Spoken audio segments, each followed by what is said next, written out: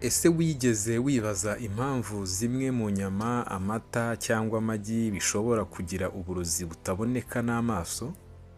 Ibyo si inkuru zituruka kure, ni ibintu bishobora kuba ku isahani yawe buri munsi, kubera ikintu cyitwa Withdrawal Period.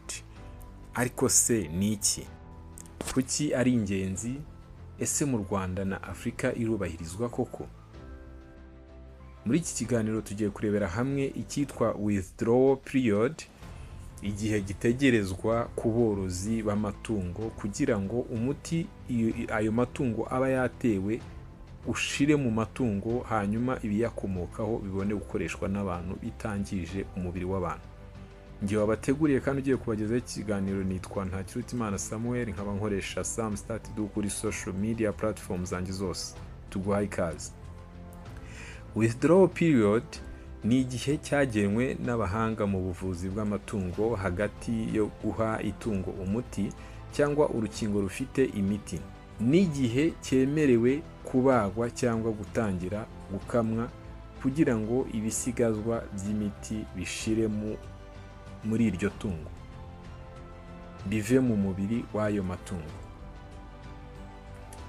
Bivuze ko igihe itungo ryahawe umuti cyangwa se ikinini cyangwa se urukingo, hari iminsi bigomba gutegerezwa kugira ngo wa muti uve mu itungo, hanyuma amagi, amata, inyama zibone ubutangira gukoreshwa.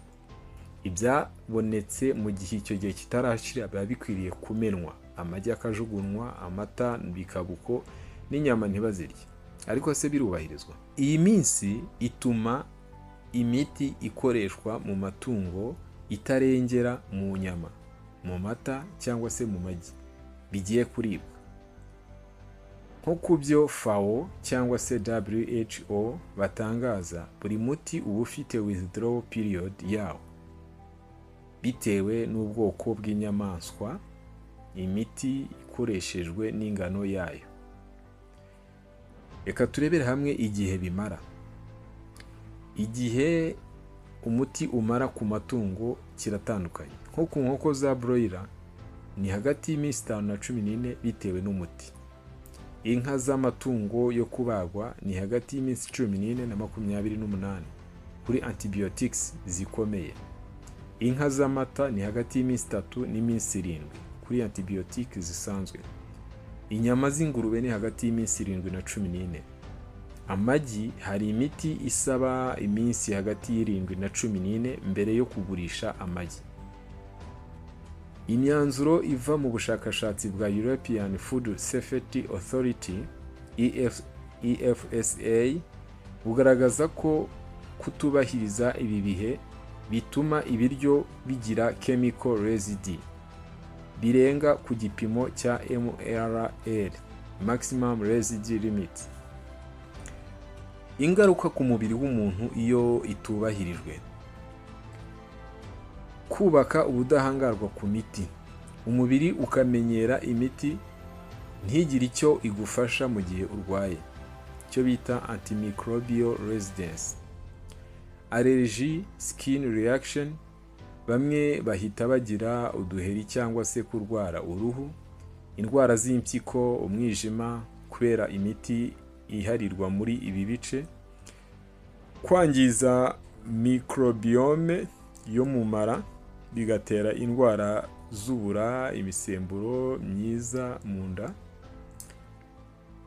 WHO ivuga ko antimicrobial resistance iri mu byago 10 bikomeye bihangayikishije isi mu kinyejana cya 21. Ese withdrawal period irubahirizwa muri Afurika no mu Rwanda?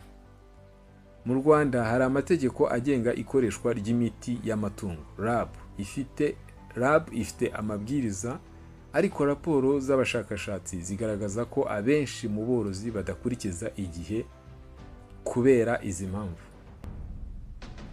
isoko ridategereza, bashaka kugurisha vuba, kutamenya ibyo ari byo no kudafata inyigisho ku gihe nyacyo, kudasuzumwa kenshi inyama n'amata mu malaboratwari mbere yo kugurishwa, Mu bindi bihugu bya Afurika, raporo ya FAO WHO yo mu 2023 igaragaza ko 60% y'inyama zasuzumwe muri Nigeria na Kenya zifite residi zirengeje MRL, cyane cyane muri broiler na tilapia.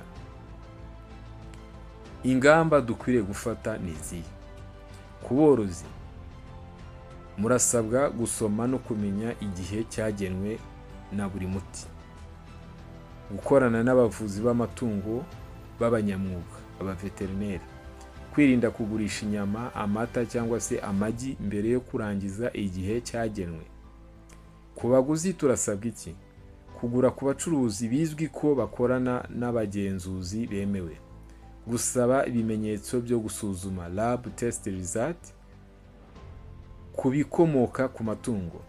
Ku nzego za leta, icyo dusaba inzego za leta: kongera ubushobozi bwa labo za lab mu kugenzura residi mu biribwa, gushyiraho ibihano bikomeye ku badakurikiza igihe cya withdrawal period, gukora ubukangurambaga ku borozi bose no mu midugudu.